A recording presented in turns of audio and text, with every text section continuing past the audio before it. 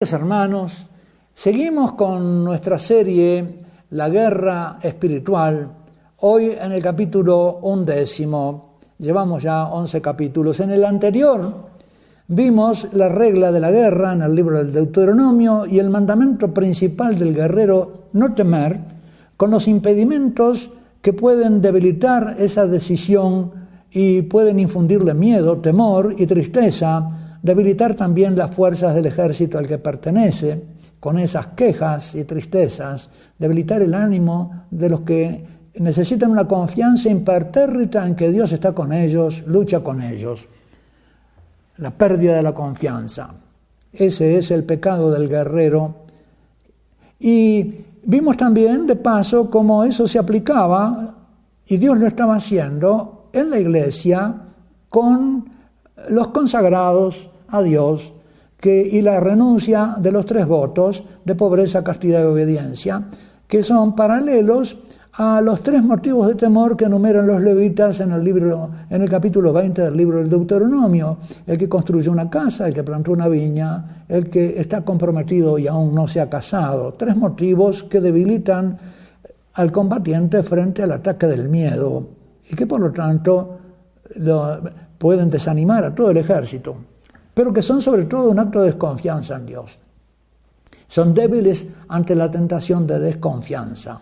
Vimos que eso en la iglesia es la renuncia de los consagrados, de los modelos, algunos de ellos canonizados como Santa Teresita del Niño Jesús o como el Padre Pío, etc.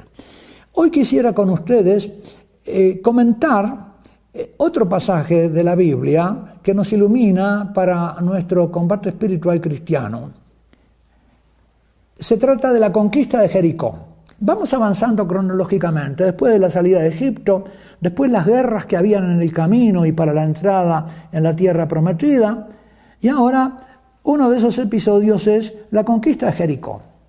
Jericó estaba a la entrada de la Tierra Santa. Cuando ya estaban llegando, terminada la travesía, llegan frente al Jordán y allí se levanta la ciudad de Jericó. Es como la llave de entrada para Palestina, la Tierra Santa que el Señor les ha dado y que ellos deben ahora ocupar, dirigidos por Dios.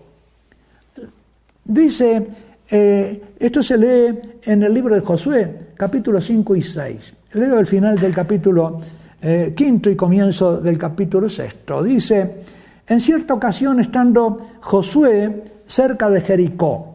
Josué, como ustedes saben, era como el ayudante que estaba a la derecha de Moisés en todas las cosas, uno de los exploradores que habían ido a la Guerra Santa junto con Caleb para explorarla y habían vuelto con un informe acerca de la Tierra Santa, un informe fiel. Otros exploradores habían dado un informe infiel y entonces el pueblo no quería entrar.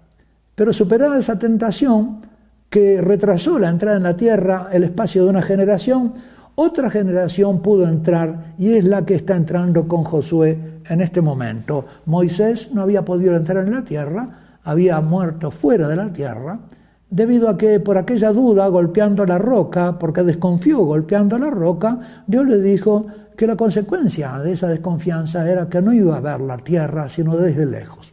Acá estamos entonces con Josué. Josué va a ser ahora el que guía a las 12 tribus en esta guerra santa. Es, digamos, como el comandante general de las tropas.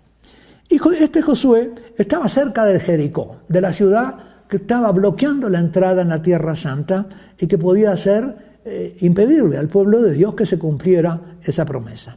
Levantó los ojos y vio a un hombre plantado frente a él con una espada desnuda en la mano. Josué se adelantó hacia él y le dijo: ¿eres de los nuestros o de nuestros enemigos?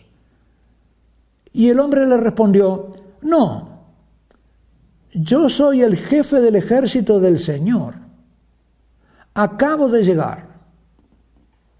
Josué cayó rostro en tierra. No se esperaba esta respuesta. Resultaba que era un ángel lo que tenía delante. Y que era el ángel que Dios enviaba para que lo condujera a él y lo ayudara a dirigir al pueblo en esta entrada en la Tierra Santa, como para no espantarse. Cayó Josué rostro en tierra y le dijo: ¿qué dice mi señor a su siervo? Se pone las órdenes. El general del ejército, Josué, se pone las órdenes de este general de los ejércitos de Dios. Es un rito militar. Yo pienso que esto los militares lo entienden perfectamente muy bien, ¿no? Cuando un militar de grado inferior se encuentra con uno de grado superior, se pone a sus órdenes. Así hace Josué con este ángel. Y esta obediencia es propia de la guerra santa también. Por eso el voto de obediencia de los consagrados. No se ponen delante de un hombre, sino que ven en él un representante de Dios y al cual le rinden obediencia. Y esta es una obediencia no a un hombre, sino a Dios en ese hombre. Es una obediencia religiosa y forma parte de la guerra santa. Así como forma parte de la guerra santa también la obediencia, la docilidad de la iglesia discente, la iglesia que se deja enseñar, a la iglesia docente, que son aquellos que tienen el cargo de magisterio en la iglesia. En las cosas de moral y de fe hay que obedecer. ¿En qué te puedo servir? El jefe del ejército del Señor le respondió a Josué: quítate las sandalias de tus pies, porque el lugar en que estás es sagrado. Y Josué lo hizo así. Estamos de nuevo, queridos hermanos, ante una revelación de que la guerra santa es algo religioso, de que la tierra santa era algo religioso y de que esta guerra es religiosa y que por lo tanto es como un templo esa tierra donde Dios va a habitar junto con su pueblo. Quitarse las sandalias ya lo hemos visto cuando Moisés vio arder la zarza en el desierto sin consumirse. Dios le dijo lo mismo: estás en un santuario, quítate las sandalias. Los musulmanes hacen eso cuando entran en la mezquita, se quitan los zapatos. Y comienza aquí el capítulo 6, que nos relata la toma de Jericó. ¿Cómo fue tomada Jericó? Jericó estaba cerrada a cal y canto por miedo a los israelitas. Habían visto ese pueblo que se aproximaba, tenían temor, temían, nadie salía ni entraba, era una ciudad amurallada, con su puerta fortificada. Y el Señor le dijo a Josué: mira, yo pongo en tus manos a Jericó y a su rey. Esta es la fórmula de entrega. Yo te entrego, pongo en tus manos. Es una promesa que le da la confianza. Dios me va a entregar a mis enemigos. Y Dios, queridos hermanos, en el Nuevo Testamento nos entrega con el Espíritu Santo la victoria sobre el pecado, la victoria sobre las consecuencias del pecado original en el bautismo. Y después también, si vivimos en gracia, la victoria contra las tentaciones del enemigo, la victoria en las pruebas de esta vida, con la fortaleza para sobrellevarlas, la victoria contra las adicciones, cuando hemos tenido la desgracia de caer en una esclavitud. El Señor es poderoso para librarnos, el recurso a los santos. Yo pongo en tus manos a Jericó y a su rey. Esto le imprime en el corazón de Josué una gran confianza, una gran seguridad para el combate que tiene que acudir. Y sigue diciéndole este general de los ejércitos de Dios, del Dios de los ejércitos: vosotros, todos los guerreros, todos los hombres de armas, rodearéis la ciudad dando una vuelta alrededor. Así harás durante 6 días. Entonces nosotros decimos, ¿qué va a ser un sitio así? Veamos lo que dice. 7 sacerdotes llevarán delante del arca las 7 trompetas del cuerno de carnero. No es un acto militar rodear a Jericó con el arca y con sacerdotes. Es un acto religioso de confianza en Dios. El arca tenía la ley, pero significaba, era como la bandera del ejército de Dios, el arca era la bandera del pueblo de Dios. Contenía la voluntad de Dios, contenía la revelación de su querer sobre este pueblo, sus designios divinos. La voluntad de Dios estaba como encerrada junto con las tablas de la ley en esta arca. Y por eso era como la bandera del pueblo. Sabían que Dios estaba con ellos. Estar con ellos para entregarse a sus enemigos se materializaba en el arca. Era un sacramento de la presencia combatiente y protectora y victoriosa de Dios en medio de su pueblo. Los sacerdotes llevaban el arca. Nadie la podía tocar sino los sacerdotes. Y le dan vuelta una semana entera a Jericó. Así como Dios crea el mundo en 6 días y al séptimo descansa, 6 días dan la vuelta a la muralla de Jericó, porque esta es como una nueva creación, una hazaña de creación en que Él va a crear la tierra santa, la va a recrear para entregársela a su pueblo querido. Y el séptimo día daréis la vuelta a la ciudad 7 veces. Y cuando suene el cuerno de carnero, la trompeta, el clarín del combate, todo el pueblo prorrumpirá en un gran alarido, y el muro de la ciudad se vendrá abajo. No lo derriban ellos. No tienen catapultas y armas como para derribar. No, con el grito de fe del pueblo de Dios, la muralla se viene abajo. Es el Señor, naturalmente, quien la derriba. Son los ángeles del Señor los que la derriban. Josué, hijo de Nun, llamó a los sacerdotes y le da las órdenes. Efectivamente hacen esto, rodean la ciudad, se vuelve a repetir con un deleite narrativo la obediencia del pueblo, cómo dan la vuelta a la ciudad 6 días y tocan la trompeta y dan el grito de guerra cuando Dios lo ordena a través de los sacerdotes, y cómo el séptimo día vuelven a hacer. Va describiendo ahora deleitosamente la obediencia de Josué y del pueblo, cómo hacen exactamente lo que Dios les ordenó, sin apartarse un ápice de este ritual que Dios les prescribe para la destrucción de Jericó y para la entrega de la ciudad en las manos del pueblo elegido. Dieron el segundo día una vuelta, volvieron al campamento y lo mismo hicieron durante 6 días. Y el séptimo día se levantaron con el alba y dieron la vuelta a la ciudad, según el mismo rito, 7 veces. Y solo aquel día dieron la vuelta a la ciudad 7 veces. Y la séptima vez los sacerdotes tocaron la trompeta y Josué rompió el silencio de esta semana y dio la orden al pueblo: lanzad ahora el alarido de guerra, el grito de guerra, porque el Señor os ha entregado la ciudad. Y en esta fe ellos gritan, dan el alarido de guerra, no confiando, no para iniciar un ataque, sino precisamente para obedecer a Dios. Y con esta obediencia vence el pueblo, obedeciendo lo que Dios le prescribe. Queridos hermanos, nuestra obediencia a las palabras de Jesucristo, a la palabra del Padre, a la voluntad del Padre, derriba las murallas. Y es lo que citamos ya una vez en un capítulo anterior, que dice San Pablo en la segunda carta a los Corintios, que su palabra derriba fortalezas. Acá entendemos que Pablo está aludiendo a las murallas de Jericó. Y acá entendemos que el alarido del pueblo de Dios es la voz del profeta.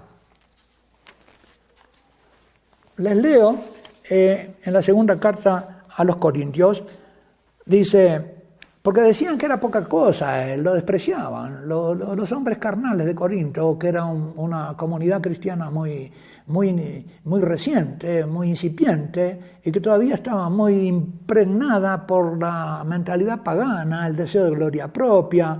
Recuerden que Corinto tenía un templo dedicado a Venus Afrodita, era como una especie de burdelo, de lupanar sagrado, donde se divinizaba el sexo, separaba el amor.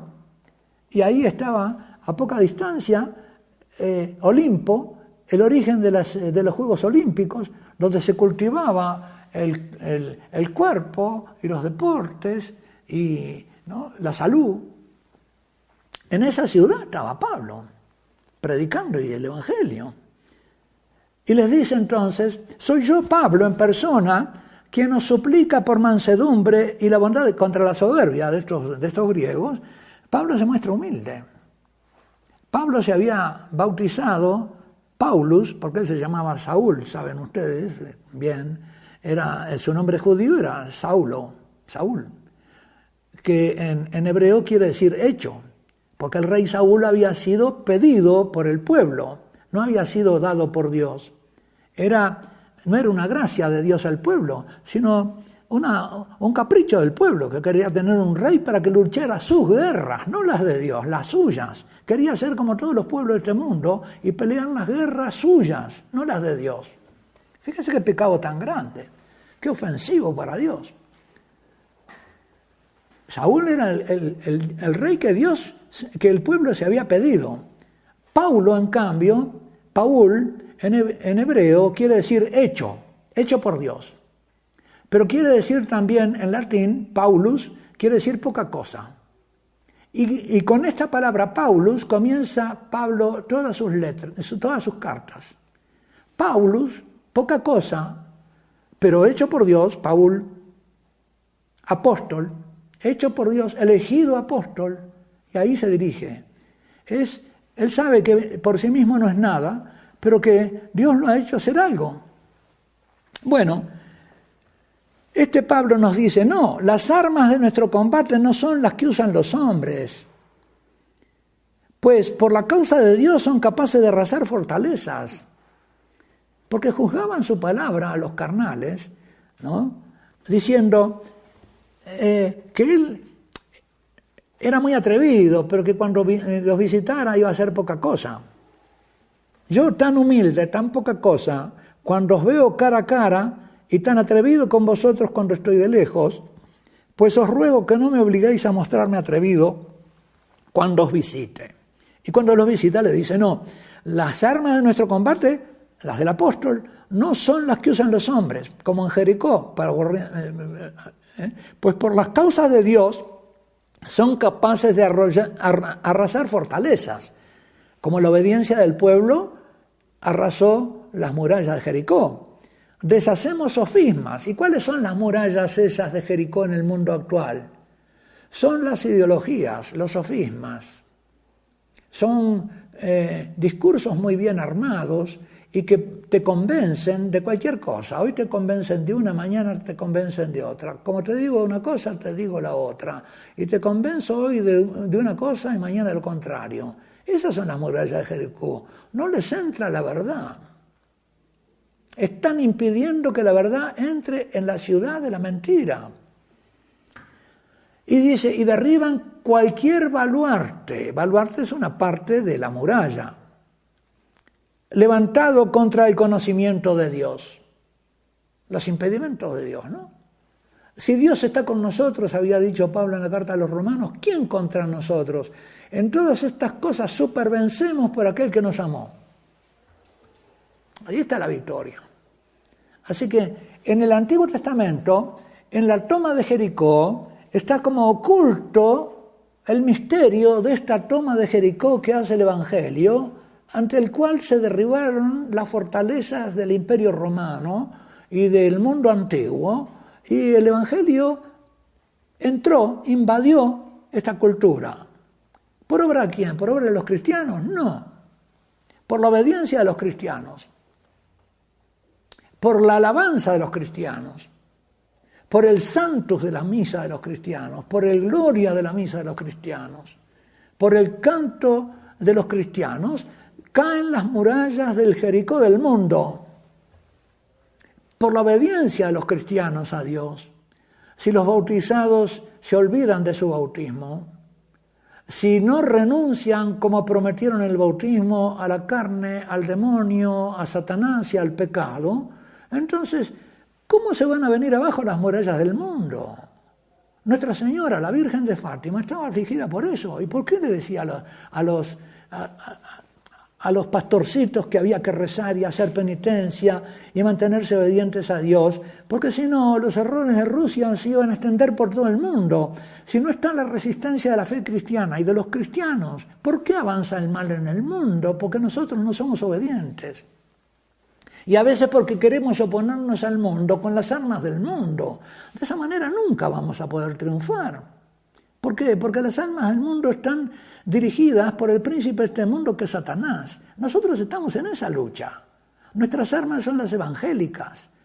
Ya en el Antiguo Testamento, donde había verdadera guerra militar, ya entonces Dios les enseñaba que la victoria la daba Él y que la muralla se venía abajo, no por ellos.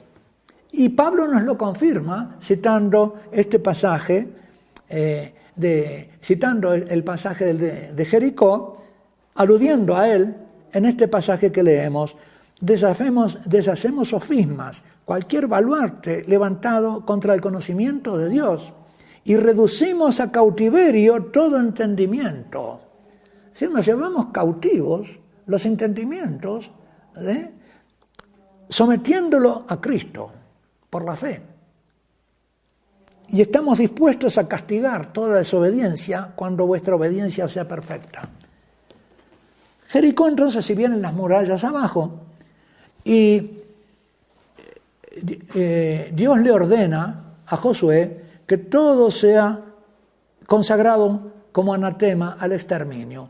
Porque ustedes saben que en las guerras antiguas y en todas las guerras, los soldados que participan en la victoria se reparten el botín, se reparten las riquezas y la familia, las mujeres se iban de esclavas, los niños también, se podían llevar de esclavos toda la población. Pero Dios dice, no, de ninguna manera, dice el Señor, tienen que destruir todo. Anatema es eso, ¿no? Todo pertenece al Señor. Y por lo tanto hay que destruirlo, porque todo pertenece a Dios. Nadie puede tomar algo de eso que no conquistó Él con su mano, sino que Dios le entregó.